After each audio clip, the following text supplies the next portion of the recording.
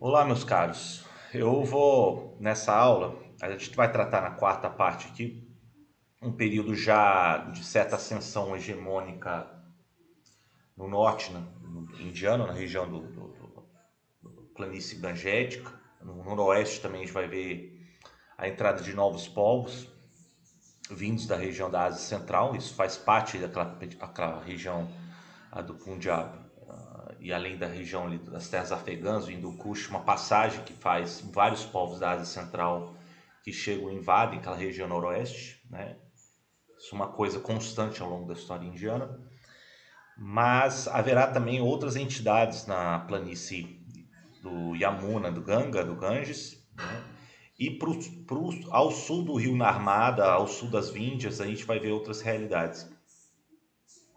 Eu tenho aqui um retrato, então, do templo de Kailashanatha, em Kandipura, em Tamil Nadu.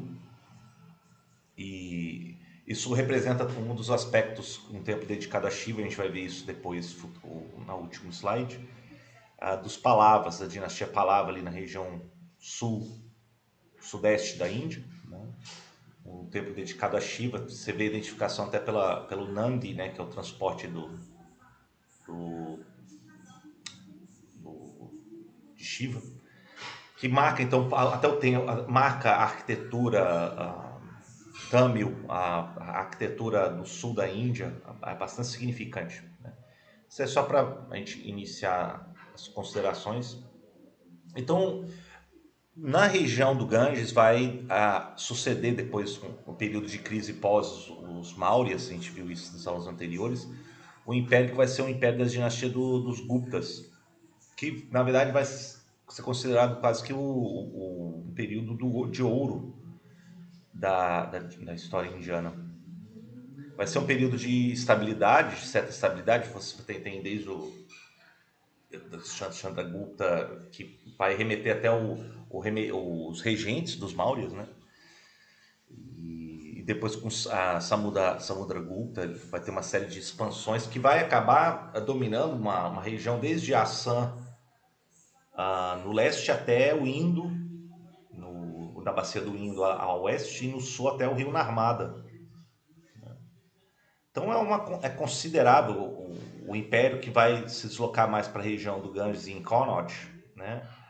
Vai ser um período de ouro, e nesse período vai ser o período que vai florescer inúmeros avanços do conhecimento e também da arte. A gente tem aqui, por exemplo, na regência do período de Chandragupta II, de 380 a 415, já é considerado então uma espécie de auge. Você tem até retratando ele na moeda em ouro desse regente.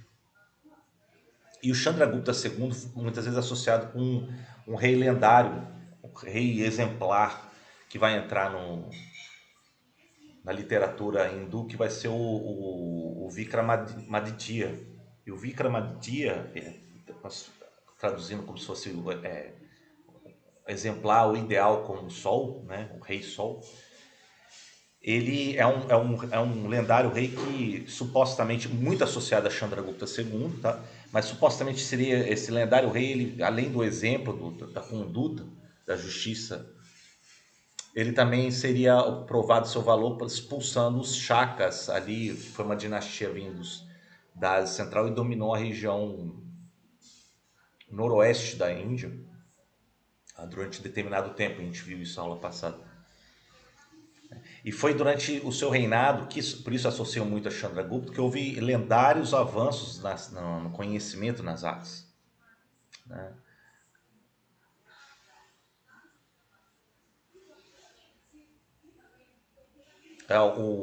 Durante esse período também vão surgir, ganham as formas finais os épicos hindus,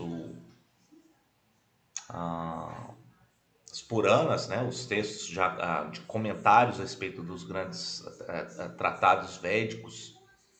E dentro das Puranas, a mais famosa é a Bhagavad Purana, né, que a gente viu.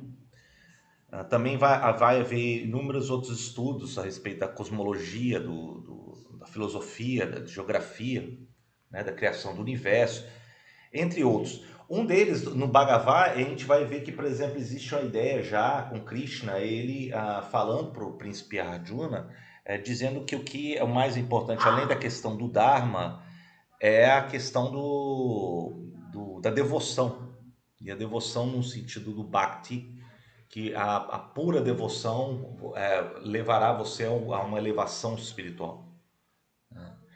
E é interessante porque isso começa a quebrar aquela tradição védica de determinados valores do cultivo de antigos deuses, que era o Agni, a Surya, a Intra, dos que vinha da cultura dos Árias, para começar a estabelecer algumas divindades que começam nesse período a se alastrar ao longo da Índia, até mesmo no sul, via o Brahmanes, que carregam os estudos sânscritos, né? E o sânscrito também leva-se isso como uma língua clássica aí pela todas as regiões indianas. E aí começa a surgir o culto em torno de determinados deuses, e eles começam a ser interpretados, as divindades locais começam a ser interpretadas como manifestações diferentes desses principais deuses, que são as imagens desses deuses, que é o Murti, né? E aí seriam três ou quatro seriam os maiores, né? O primeiro, o Brahma, que é praticamente inatingível na criação, só aparece num ciclo de não sei quantos anos, milhões de anos.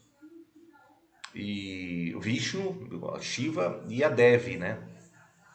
A deusa Devi também entra nesses cultivos, desses murtis. Então a religião ela começa a ganhar uma sistematização a partir dos Puranas, e também começam a organizar o panteão hindu a partir daí, né? Não mais remetendo aos deuses dos Árias, dos arianos, mas muito mais agora em torno desse conjunto que vai ser muito cultuado por símbolos ou pelas imagens deles. Isso tudo vai começar a vir a partir dos Puranas. E durante esse mesmo período, na virada do antes para depois de Cristo, também tem a codificação das normas sociais, das condutas, que é o Código de Manu, que vai estabelecer a questão das varnas, né, dos castas. Depois vai vir as mudanças com novos invasores, ocupações, que vai ser a grande flexibilidade dos jatis, como se fala. Também vai propor a questão da libertação via a questão do moksha ou a nirvana como objetivo, né, entre os budistas, né? Então tudo isso, tudo que a gente reconhece como parte da religião hindu, ela começa a ganhar forma durante esse período, os primeiros séculos depois de Cristo, né? Durante esse período também vem o Kalidasa, talvez os maiores escritores do sânscrito clássico, né? Uma das obras mais famosas dele eu peguei, que é o Meghadutta, que conta mais ou menos como um súdito de um rei, o Kubera, um Yaksha, né, que seria um espírito da natureza. Ele negligencia seus deveres, e depois ele convence uma nuvem a levar sua mensagem para sua esposa, numa mítica cidade, Alaka, perto da moradia de Vishnu, nos Himalaias, o Monte Kailash. E aí nessa obra descreve-se esse caminho, né? O que a nuvem vai testemunhar nesse caminho aí desse yaksha para levar a sua mensagem para sua amada.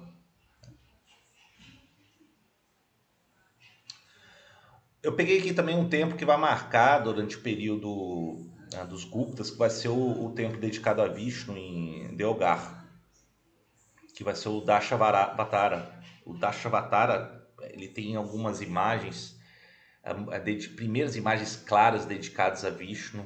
Deixa eu ver se eu mostro aqui. Aqui tá Vishnu protegido pela Naga Shesha, né? A famosa sábia a Naga, a serpente Shesha. E são representações as mais antigas de Vishnu, né? Então isso marca muito a arquitetura da época dos Guptas, isso, em Uttar Pradesh, agora atualmente Delgar em Uttar Pradesh. Na medicina haverá notáveis avanços na astronomia, na matemática, na lógica, na gramática, né? Desse período que vem, talvez um dos maiores sábios da Índia, que vai ser o Aryabhata. Aryabhata ele propõe, ele chega próximo aos estudos da trigonometria, do valor do pi. Ele não usa o termo o zero, o conceito zero, mas ele calcula o tempo do universo, a medição. Ele trabalha muito a trigonometria, a lógica, lida muito com a astronomia. Ele talvez seja um dos primeiros astrônomos matemáticos da história, né? Então, é durante esse período dos Guptas que ele aparece. E depois vem a decadência dos Guptas, já no século V, né, com a chegada de povos da Ásia Central, que são chamados Hunos. Os Hunos também vão ter uma série de desdobramentos que vão até atingir ali o Império Romano na Europa, né, e também sobre os persas, sassânidas. Nesse caso aqui são os chamados Hunas, ou os Hunos brancos, ou melhor dizendo, os Heftalitas, que eles tomam toda a parte mais ocidental dos domínios dos Guptas, e depois também vai enfraquecer a rede de lealdade que estava em vigor do Império Gupta, que chega efetivamente ao fim por volta de 500 e pouco depois de Cristo, né, o Império Gupta. Então toda a extensão gangética, e tirando essa parte ocidental que já tinha sido dominada pelos Heftalitas, ela vai entrar num turbilhão de incertezas, né? É isso que começa a caracterizar o período já da partir do século V e VI aí no norte da Índia. Mas haverá um interregno, né? Haverá um inteirinho aí de um rei que vai vir das regiões mais orientais, domina praticamente todas as regiões gangéticas até a região do Gujarat, no oeste, que vai ser o Rasha. E o Rasha, muito dos relatos do Rasha vêm de um viajante, um peregrino budista chinês que vai ser o Xuanzang. Antes dele, o Faxian tinha visitado em busca de escritas, das fontes mais antigas do budismo, na época dos Guptas, né? Agora, o segundo deles, grande viajante chinês, vai ser o Xuanzang. Também ele descreve muito a época do Rasha. Então, é muito também pelos relatos desse viajante chinês que a gente tem notícia do Rasha, cujo reino, o seu reinado vai ser bastante significativo. Ele traz a ordem nessa parte norte da Índia, mas isso não significa que vai perdurar, porque os seus descendentes depois entram numa espiral de fragmentação e de desordem novamente. Então é praticamente o período aí de racha que a gente vê essa certa ordem consolidada, né? É basicamente aí na primeira metade do século VII depois de Cristo, né? É um período que a gente observa que haverá ainda o endosso a comunidades budistas, e o Xuanzang ele relata isso. Existem grandes escolas, mosteiros budistas, né? Isso era tolerado, isso convivia bem com brahmanes, hindus que davam a legitimidade ao regente, como Rasha ou como foi os Guptas. Também existiam comunidades jainistas, isso é descrito também por Xuanzang, né? Então, o que rege esse período é um período de multiplicidade de religiões que convivem entre si. Então, não é à toa que, até como a gente viu no templo anterior aqui da Shavatara, você tem inscrições aí nas paredes na região, ou até no próprio templo do templo budista, inscrições para Vishnu, mas também existem inscrições jainistas perto dessa região. Então não é uma coisa excludente uma em cima da outra, né? É interessante a gente reter esse conceito, né, da multiplicidade que se dá em boa parte da história indiana, né? Agora, depois dos Guptas vai haver uma tendência de fragmentação, tirando o período de racha aí que eu considerei. Então, primeiramente, a gente tem, por exemplo, a disseminação do cânone, dos brahmanes, né? No sentido de levar os ensinamentos estabelecidos da literatura em sânscrito para outros locais que tinham suas divindades cultuadas, mas também há ou tradução ou adaptação de divindades locais com o que está sendo estabelecido nos Puranas, né? E também uma ordem social bramânica que vai começando a se estabelecer em várias regiões. Então é nesse período, século XV, século V, VI, que a gente começa a ver uma espécie de sanskritização de boa parte das regiões aí da Índia. E nisso também a gente vê a ascensão desses grupos sacerdotais e de brahmanes, que eles vão deixar suas marcas nas instituições políticas e religiosas, como uma espécie de elite que legitima os regentes locais. Isso vai se dar entre os Palavas, os Cholas, né, entre os Chalukyas e por assim vai, né?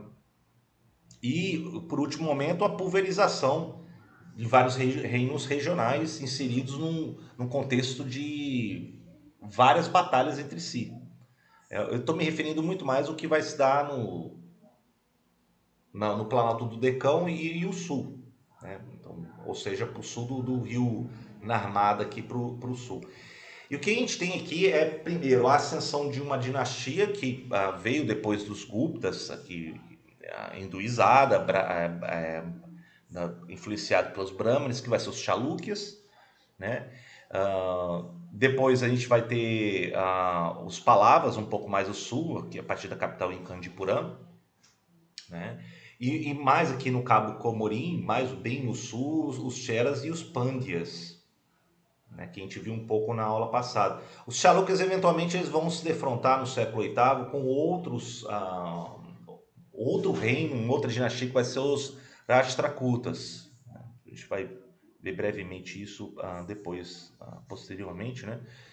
E os reinos de Palava e de Pandya, lá no sul, eles vão se guerrear, mas praticamente os dois grandes reinos que vão combater entre si, né, no século VI, VII, VIII, vai ser entre os Palavas e os Chalukyas, basicamente.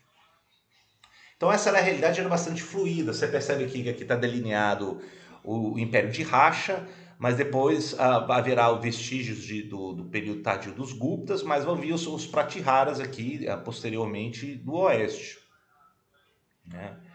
Então está bastante fragmentado, está bastante diversificado a realidade indiana no século VII, VIII em diante. É esse cenário que a gente apresenta na Índia durante esse período. E por fim, eu gostaria de apresentar uma obra-prima do templo da arquitetura Tamil, que vai ser a Kailasha Nadartha. O Kailasha Nadartha, na capital deles, que era em Kandipuram, apresenta os elementos do Gopuram, né, da horizontalidade, também do extremo trabalho aqui das imagens dos baixos relevos que estão presentes aqui nesse templo, né, o templo que marca esse período. A minha imagem está até atrapalhando aqui um pouco, né?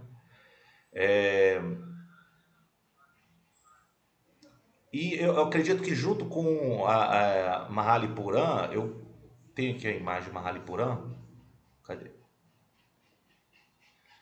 Ou Mamalapuram, como está escrito aqui, parece muito com as escavações nas grutas, nas cavernas de Adianta ou de Ellora, e são muito antigas essas cavernas de Mahalipuram em Tamil Nadu hoje. Se você chegar em Chennai, você pega o carro, você consegue chegar perto de Mahalipuram facilmente. Assim como Kandipuram, um pouco mais ao norte de Chennai, mas você consegue. E são as primeiras manifestações da arquitetura, da arte, nesse caso Palava, né? Mas isso vai disseminar bastante na região central-sul da Índia, né?